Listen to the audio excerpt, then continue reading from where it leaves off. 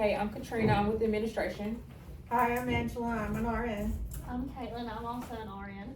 I'm Madeline, I'm a CNA. I'm Lexi, I'm an LPN. Good afternoon, my name is Jordan, and today I'm going to be talking about threats to health, the national opioid crisis.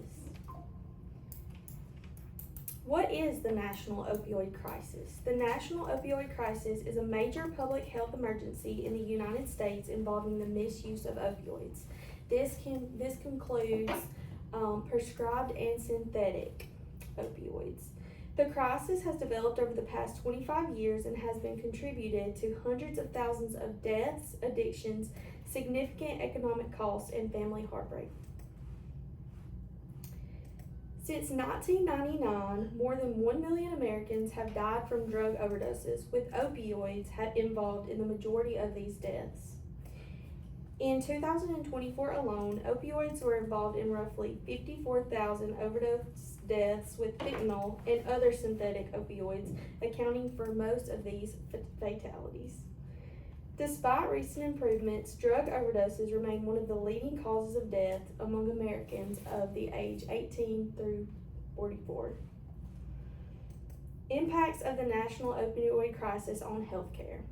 The national opioid crisis has had a profound impact on the United States healthcare industry, affecting healthcare finances, resource allocation, and population health outcomes. Overall, an increase in healthcare spending, strained critical healthcare resources, and negatively affected population health have been increased by this crisis. It highlights the need for significant preventative strategies and plans to improve issues that are already established. If you'll take a look at the page, we're going to talk about the financial impact. Financially, it has increased emergency visits and hospital stays to treat opioid overdoses. We see higher spending on addiction treatment programs and long-term care for individuals with opioid use disorder. We see significant economic burden due to healthcare expenses and addiction treatment, while also adding in lost productivity and criminal justice costs. Other costs are associated with overdose prevention programs, naloxone distribution, staff training, and substance use treatment services. Next, we're going to talk about our impact on our resources. We've seen an increased demand on emergency departments to treat opioid overdoses and complications. There's a greater need for opioid addiction specialists, mental health professionals, social workers, and case managers. We've seen an increased utilization of ICU intensive care units for overdose patients requiring critical care. This has put a strain on outpatient clinics managing chronic pain and substance use disorders. We've seen staffing shortages, longer patient wait times, and reduced availability of services for other patient populations. Next, we're going to talk about the impact on public population health. We've seen an increased rates of opioid misuse, addiction, and overdose deaths. We've seen reduced life expectancy in some populations affected by opioid use. A higher risk of infectious diseases such as HIV and hepatitis C due to intravenous drug use has been on the rise. Increased prevalence of mental health disorders among individuals with opioid use disorder. There's also been negative social consequences, including unemployment and family disruption. We've seen an increased burden of chronic disorder and overall poor health outcomes. So what are we looking for? What are some of the signs and symptoms? We're going to talk about what you see in a normal person and also what you see in your healthcare professionals.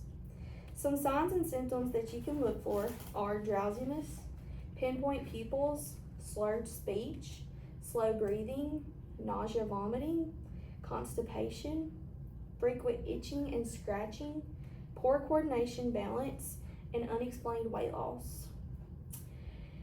How to see this with our healthcare providers. You're going to be looking for frequent volunteering to administer narcotics, excessive time spent at dispensing systems, medication discrepancies, isolation from coworkers, increased callings and tardiness, declining job performance, patient complaints of inadequate pain relief, mood changes, irritability or defensiveness, and frequent and unexplained bathroom breaks. So what are we doing to try to combat this? We're starting prescription monitoring programs. We need to be providing provider education and safe prescribing practices, naloxone distribution programs, medication assisted treatment, community education and prevention programs, mental health and substance use services, employee assistance and recovery programs. I want you to take a second and ask yourself, what can I do? What can I do to make a difference? I'll tell you. You can make a difference by educating your patients and families about risks and benefits of opioid medications. You can help promote alternative pain management strategies when that's appropriate. We all need to be assessing our patients of signs and symptoms of opioid misuse or dependence and identifying individuals who need additional support for abuse treatment. We can always follow safe medication administration practices and of course provide compassionate and non-judgmental care. Thank you for your time. Thank you.